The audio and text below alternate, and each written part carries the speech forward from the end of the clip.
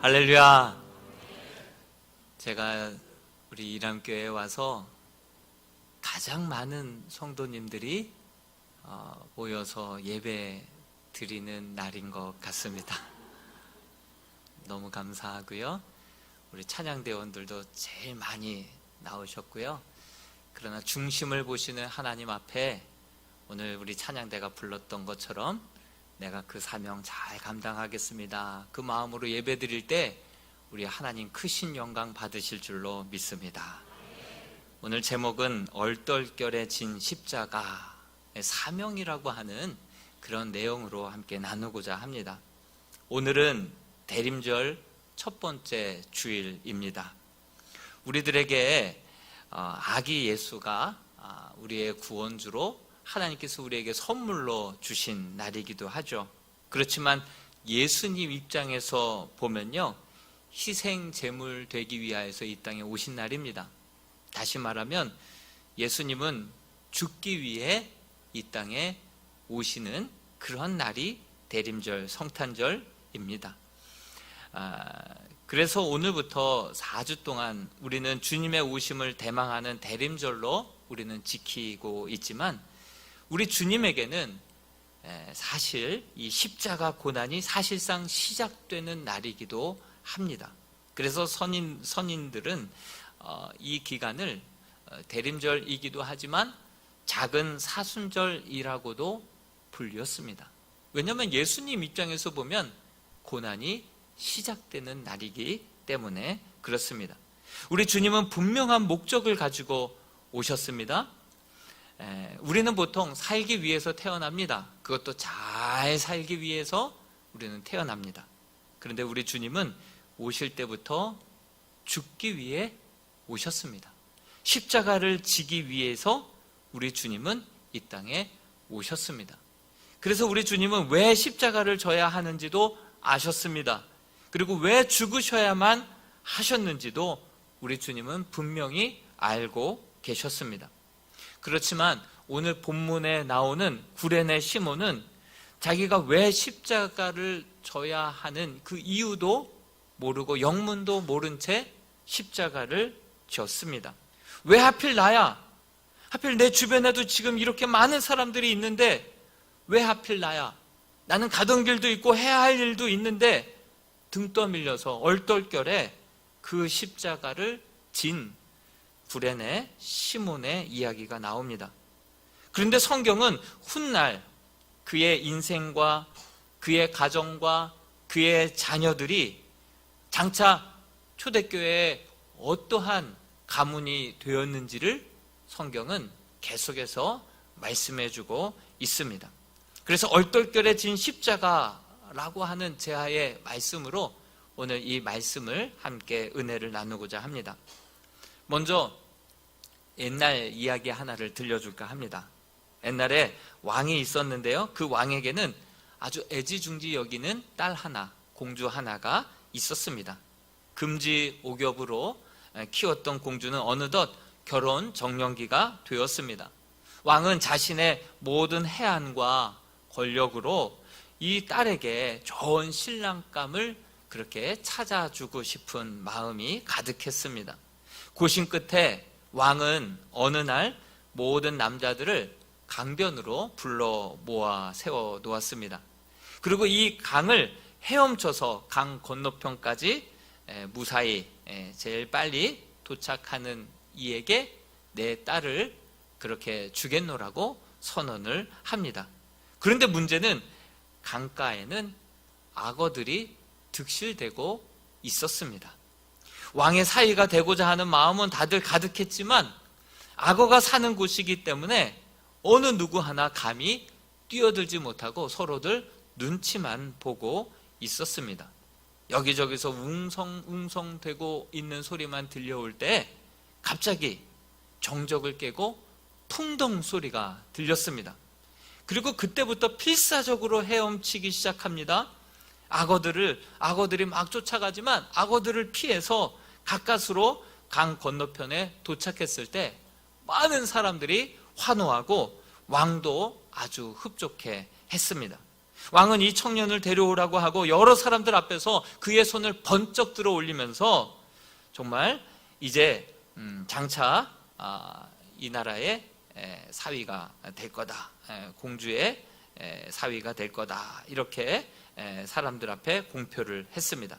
그리고 며칠 후에 성대하게 결혼 예식을 치르게 되었습니다.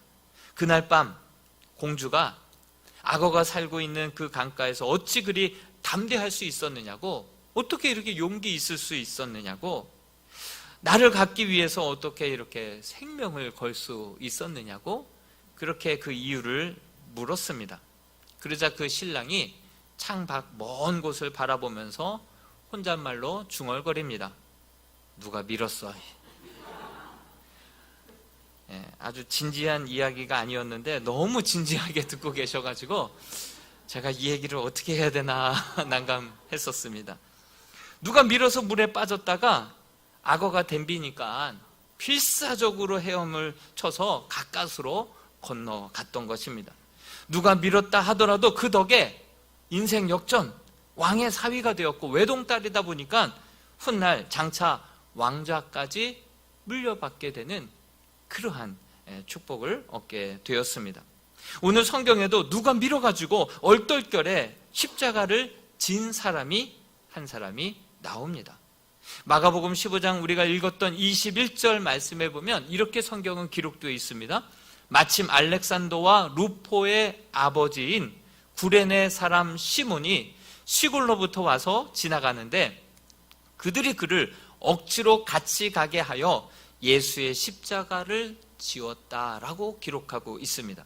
구레네라고 하는 아주 먼 시골 동네에서 온 시몬에게 억지로 예수의 십자가가 지어졌다, 이렇게 성경은 기록하고 있습니다.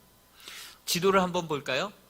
구레네에서부터 예루살렘까지는 한 1400km 정도의 거리가 됩니다. 지금의 북아프리카의 리비아, 기름이 많이 나오는 리비아 수도가 트리폴리라고 하는 도시인데 그 옛 지명이 바로 구레네였습니다. 이 구레네에서 예루살렘까지는 1400km고 그때 당시에는 도보로 갔기 때문에 정말 예루살렘까지 가기 위해서는 한 2달 반, 석 달, 때로는 석 달 반까지도 걸릴 수 있는 그러한 먼 거리였습니다.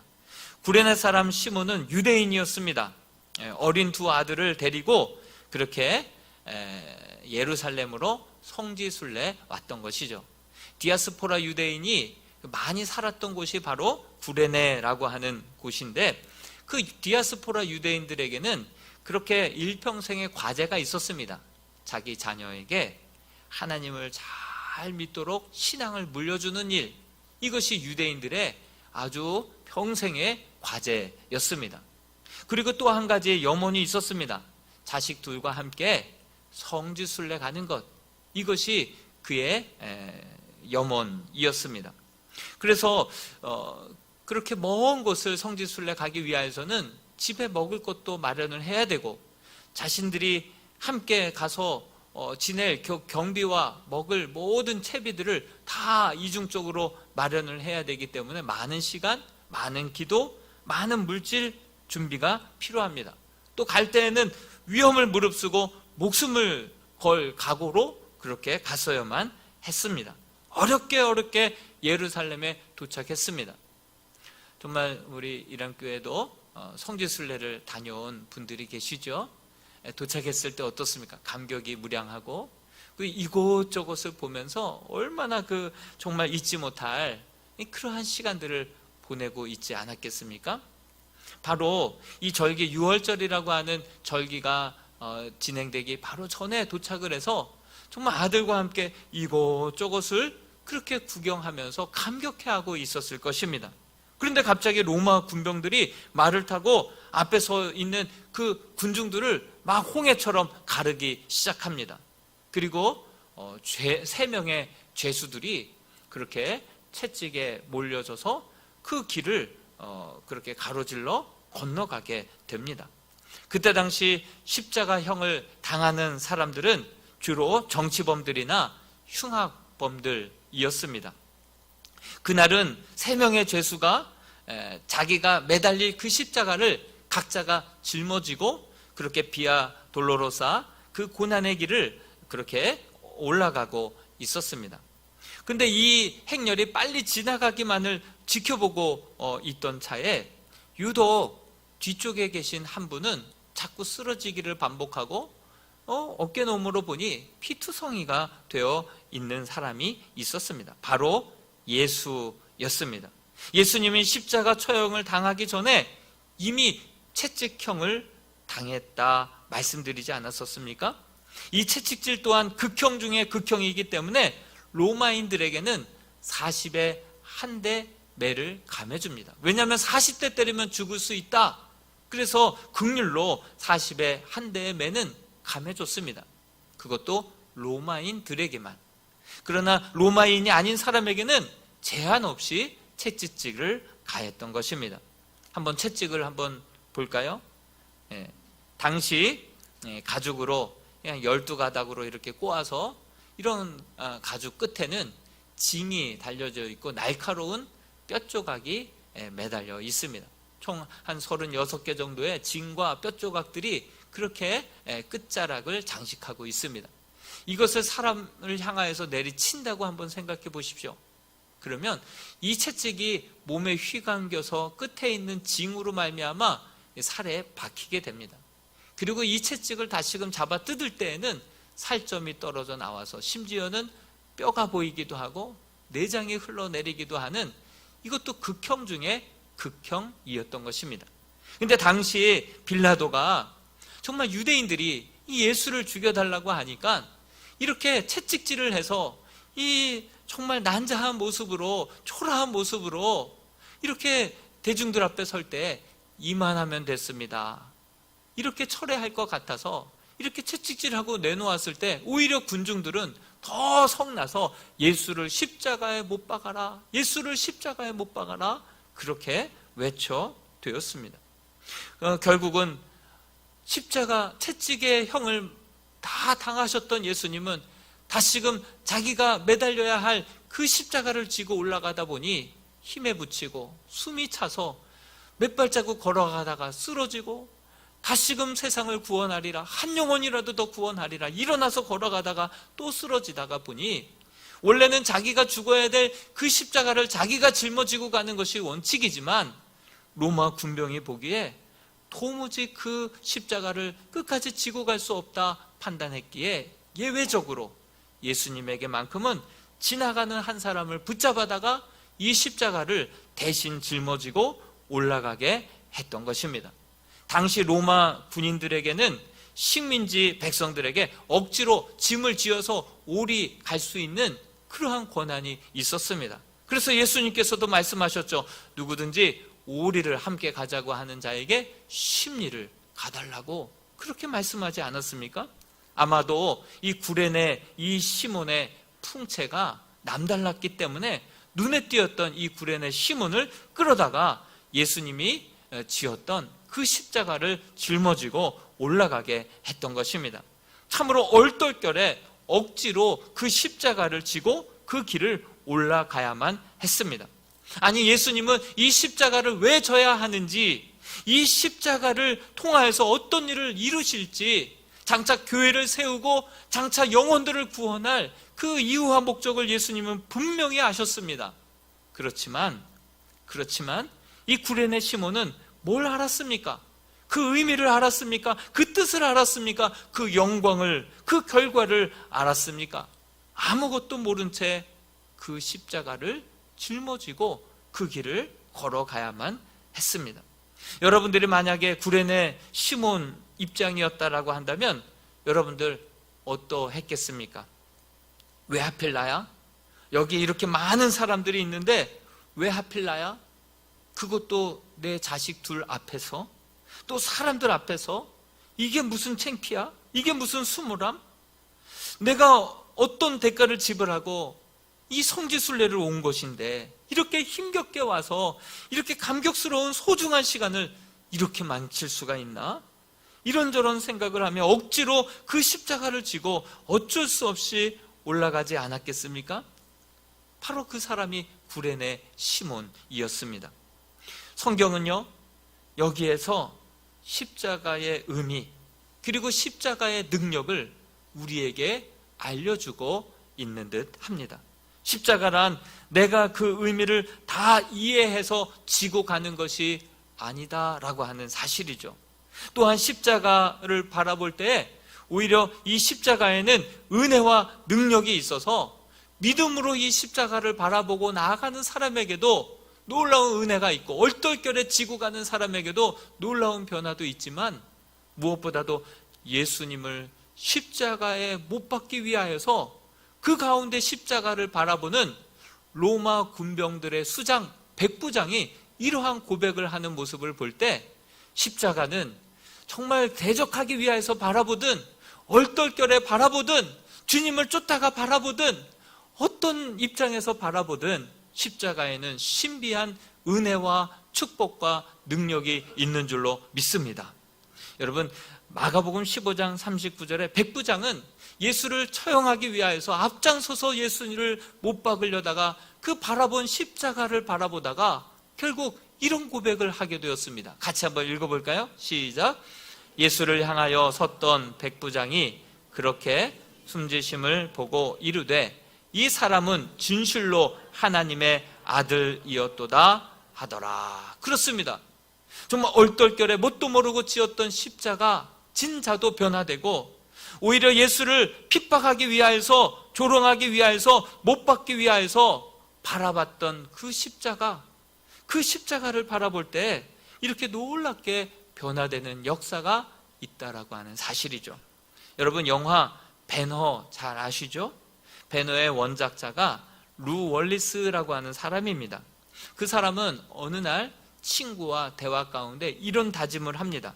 기독교의 신화를 영원히 없애버릴 책을 내가 써서 인류를 그리스도에게서 구원해낼 거다, 벗겨낼 거다, 이런 다짐을 합니다. 그리고선 적을 알려면, 적을 부수려면 적을 알아야 되는 거 아니겠습니까? 그래서 성경을 읽기 시작했습니다. 성경을 읽어 나가다가 결국 예수 그리스도가 하나님의 아들이요 구원자이심을 확실하게 믿게 되었습니다. 그리고 이 사실을 나의 주, 나의 구원자 되시는 그 메시아 예수 그리스도를 어떻게 세상에 알리고 전할까 고민하다가 쓴 책이 바로 벤허라고 하는 책이고, 이것이 영화로 나와서 우리 모두는 한 번씩 보지 않았습니까? 십자가는요 우상이 아닙니다. 십자가를 대적하기 위하여서 십자가를 바라본 사람들조차도 이렇게 놀랍게 변화시키는 하나님의 구원의 능력의 방편이 십자가인 줄로 믿습니다.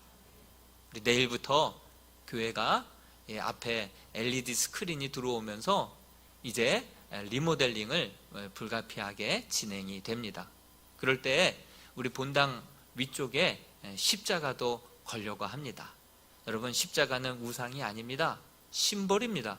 누구든지 그 십자가를 바라볼 때 하나님의 은혜의 보좌로 우리로 하여금 이끌어주고 우리의 마음을 변화시켜 주시고 정말 놀랍게 하나님의 뜻을 우리 가운데 이루어 주시는 그러한 능력이 있는 십자가인 줄로 믿습니다. 그러한 은혜를 우리가 새벽이든 심야 때든 기도하면서 그렇게 불 켜진 그 십자가 바라보면서 우리 주님의 사랑을, 그 깊이와 넓이와 그 오묘하신 하나님의 뜻을 마음에 새기며 놀랍게 변화되고 하나님이 기뻐하시는 모습으로 빚어지는 우리 이람의 복된 성도들이 될 수 있기를 바랍니다. 분명 십자가를 지겠다던 제자들, 특히 다른 사람은 몰라도 나는 주님과 함께 죽겠다던 베드로는 도망쳤습니다. 주님의 제자들이 그 십자가를 져주지 못하자 결국 전혀 생각지도 못했던 구레네 사람 시몬이 얼떨결에 십자가를 지고 올라가게 된 것입니다. 그런데 훗날 그분이 하나님의 아들 메시아였다라고 하는 그 사실을 깨닫게 되는 순간 그 시몬 베드로는 어땠으며 구레네 시몬은 어땠습니까? 공교롭게도 이름이 똑같습니다. 시몬이죠. 그 자리를 내가 죽기까지 주를 따르겠노라고, 내가 이 십자가 지고 다른 사람이 다 떠날지라도 나는 주님의 곁을 떠나지 않겠노라고, 내가 그 사명 끝까지 감당하겠노라고 다짐하고 결단했었던 그 베드로가 그 자리를 지키지 못하자 결국 그 쓰러진 그 자리에서 구레네 시몬이라고 하는 사람이 대신 그 십자가를 지고 골고다 언덕을 올라가게 되지 않았습니까? 그런데 훗날 들려오게 됩니다. 그분이 메시아였다, 그분이 구원자였다. 그 사실을 듣는 순간 이 시몬 베드로의 심령은 어땠겠습니까? 부끄럽고 수치스럽고 참혹하고 죄송스럽고 그리고 통곡하는 그러한 베드로의 모습을 볼 수 있지 않았습니까? 반면에 시몬은 어땠습니까? 구레네 시몬은 그러기를 잘했다, 얼떨결에 지었다 하더라도 내가 그러기를 잘했다, 이런 그러한 고백을 하게 되지 않았습니까? 여러분, 이 마가복음을 기록한 이 마가복음은요, 사실 별명이 하나가 있습니다. 그것은 베드로 복음이다 라고 하는 별명을 가지고 있습니다. 왜 그렇습니까? 베드로가 이방인들에게 복음을 전할 때 통역을 마가가 했었습니다. 복음을 전할 때마다 대상이 달라지기 때문에 계속해서 같은 복음을 계속해서 전하지 않았겠습니까? 그것을 통역했던 마가가 결국 베드로에 대한 그러한 메시지, 베드로가 그렇게 함께 추억하며 예수님에 대해서 증언했던 증언들, 이런 모든 것들을 통역하면서 더 마음에 새겨지게 되지 않았겠습니까? 그로 인하여서 마가복음을 읽다 보면 베드로에 대한 기사, 베드로에 대한 모든 기사들이 더 많이 풍성하게 담겨져 있는 것을 볼 수가 있습니다. 베드로가 계속해서 설교할 때마다 그때의 자기의 모습을 참회하고 통곡하고 회개하고 후회하는 그러한 메시지를 이 마가가 마음에 받아 적지 않았겠습니까? 그러면서 이 마가복음에 기록한 것이죠. 구레네 시몬의 사건을 이 마가가 베드로 얘기해 주지 않았다면 어떻게 기록할 수 있었겠습니까? 베드로의 후회 속에 그 메시지를 오늘 이 본문 속에 기록해 놓은 것이죠. 베드로는 분명 예수님이 잡히시기 직전에도 다른 사람들은 다 주를 버릴지라도 나는 그리하지 않겠나이다 고백했었습니다. 그러자 우리 예수님께서 오늘 밤 지나가기 전에, 닭이 2번 울기 전에 너는 나를 3번 부인할 것이다. 그때에도 베드로가 힘을 주어 얘기합니다. 내가 주와 함께 죽을지언정 주를 부인하지 않겠습니다. 이렇게 외쳤던 자가 베드로였습니다. 그의 결단과 고백대로였다면 구레네 시몬이 졌던 그 십자가는 원래 누가 졌어야 했었습니까? 바로 베드로가 곁에 있다가 그 십자가를 지고 올라갔었어야 했었습니다. 그런데 그 베드로가 그 자리에 없자 결국은 구레네 시몬이 대신 영문도 모른 채 그 십자가를 지고 올라갈 수밖에 없었던 것입니다. 그런데 베드로가 다 훗날 알게 되었습니다. 주님의 메시아였다는 사실을 알게 되었고, 그리고 훗날 그 구레네 시몬의 가족들이 어떻게 초대교회에 영향력 있는 믿음의 명문 가정으로 변화된 것도 이 베드로는 다 목도했던 것입니다. 로마서 16장 13절 말씀에 그 흔적을 볼 수가 있습니다. 같이 한번 읽어볼까요? 시작. 주 안에서 택하심을 입은 루포와 그의 어머니에게 문안하라. 그의 어머니는 곧 내 어머니니라. 루포라고 하는 친구, 바로 구레네 시몬의 아들 아닙니까? 루포라고 하는 친구는 마가뿐 아니라 로마 교회에도 다들 아는 그러한 사람이 되었습니다. 실제로 루포는 로마 교회의 초대 지도자가 되었습니다. 그리고 알렉산더라고 하는 그 아들은 예루살렘 교회의 기둥과 같은 일꾼이 되었습니다. 그리고 바울이 그 루포의 어머니를 뭐라고 고백하고 있습니까? 나의 어머니다. 나의 어머니다.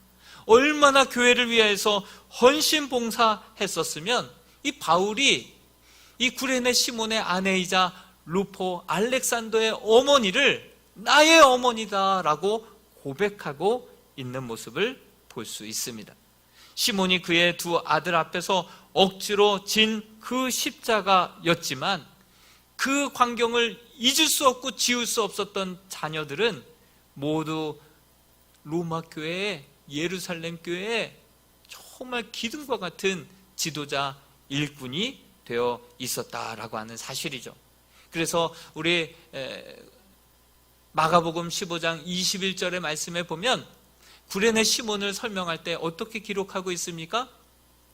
알렉산더와 루포의 아버지 구레네 시몬, 이렇게 나오고 있습니다. 여러분, 성경을 좀 읽어보신 분들은 다 아시지 않습니까? 보통 이력이 어떻게 나옵니까? 누구의 아들, 아들의 이름이 나오는 거 아니겠습니까? 아브라함의 아들, 이삭의 아들, 야곱의 아들. 보통 아버지 이름이 먼저 나오고 그리고 자식 이름이 나옵니다. 그 아버지도 별로 유명해지지 않으면 조부 이름이 나옵니다. 누구의 증손자, 누구의 아들, 누구, 이렇게 나옵니다. 그런데 이 마가복음은 AD 60년대부터 기록되지 않았습니까? 그러다 보니 어느 정도 초대교회의 지도자들이 이렇게 자리 잡고 있던 그때에 쓰여진 마가복음, 그 말씀에는 어떻게 기록되어 있습니까? 알렉산더와 루포 알지? 그의 아버지 구레네 시몬이 십자가를 지었대. 그러니까 많은 사람들이 알렉산더와 루포를 다 알고 있기 때문에 그들에게는 이렇게 기록이 된 거 아니겠습니까? 여러분, 거슬러 올라가 보면 이런 것을 우리가 상상해 볼 수 있습니다. 두 아들을 데리고 예루살렘의 성지순례 갔습니다. 그런데 얼떨결에 붙잡혀서 그 십자가를 지고 올라가게 되었습니다. 그 어린 두 아들이 길을 잃어버리면 어떡합니까? 1400km나 떨어져 나온 곳에서 길을 잃어버리면 국제미아되는 거 아니겠습니까? 그러니 그 아버지는 억지로 그 십자가를 지고 올라가면서 그의 시선은 자기 아들들이 자기를 잘 쫓아오나 계속해서 그 아들을 보면서 멀리 떨어지지 마. 아빠 놓치면 안 돼. 끝까지 잘 쫓아와. 그래서 그 아들은 그 예수님과 그 옆에 걸어가는 아버지와 그 십자가 언덕을 그렇게 붙쫓아서 끝까지 올라가지 않았겠습니까? 언덕에 올라와서 십자가를 내려놓는 순간 그 십자가는 이제 결국은 예수님을 품게 되었고 십자가에 못 박힌 예수님을 볼 수밖에 없었습니다. 얼른 아이들의 눈을 가리고 얼른 내려오지 않았겠습니까? 6시간 후에 예수님이 운명하시자 그 땅은 칠흑 같은 어두움으로 변화되었고 땅은 지진이 일어나면서 많은 사람들이 조롱했던 그 입으로 예수는 하나님의 아들이었다라고 고백을 합니다. 다시금 고향으로 먼 우여곡절 끝에 돌아왔습니다. 또 들려옵니다. 그분은 메시아였다. 그분이 돌아가신 그 이유는 우리 모두의 죄를 짊어지시고 죽으시고 부활하신 그러한 하나님의 아들 메시아였다라고 하는 소식이 드디어 그들의 귀에까지 들려오고 그 십자가를 짊어지신 그 이유와 목적을 그제서야 깨닫게 되지 않았겠습니까? 두 아들들의 마음속에는 십자가가 새겨져 있었습니다. 그래, 십자가는 이렇게 지는 거야. 신앙생활은 이렇게 하는 거야. 아버지가 본을 보여주신 그 지울 수 없는 신앙의 모습, 그 모습을 바라보면서 자녀들은 초대교회, 예수 믿으면 죽을 수도 있는 그러한 초대교회에 기둥과 같은 지도자가, 기둥과 같은 일꾼들이 되어 있을 수 있었다라고 하는 사실입니다. 여러분, 구레네 시몬이 억지로 지었던 그 십자가가 오히려 그를 살리고 그의 가정을 살리고 그의 모든 믿음의 가문을 명문 가문으로 바꿔놓고 온 인류의 구원에 큰 유익을 감당했던 그러한 가문이 된 거 아니겠습니까? 주기철 목사님이 이렇게 이야기를 했습니다. 처음에는 내가 십자가를 지지만 나중에는 십자가가 나를 지고 갑니다. 처음엔 내가 십자가를 지지만 나중에는 십자가가 나와 우리 가정과 자녀들을 이끌고 간다라고 하는 사실입니다. 여러분, 저희 교회에는 84명의 시므 항존 직분자가 있습니다. 하나같이 임직을 할 때 어떤 고백으로, 어떤 마음가짐으로 임직을 받았겠습니까? 우리 오늘 2부 찬양대가 불렀던 찬양의 고백처럼 죽기까지 주를 따르겠습니다, 그 사명, 그 마음으로 고백하며 임직을 받지 않았겠습니까? 그렇지만 이분들이 베드로처럼 그 고백과는 달리 그 십자가를 그렇게 지는 그 자리에 없다 보니 공교롭게도 그렇게 생각지도 못하고 본의 아니게 그 십자가를 짊어지고 그 길을 걸어가는 성도들이 적지 않다라는 생각을 해보게 됩니다. 예배의 자리에 있어서도, 기도의 자리에 있어서도, 봉사의 자리에 있어서도, 하나님을 증거하고 자랑하는 전도의 자리에 있어서도 우리 항존 직분자들이 보이지가 않습니다.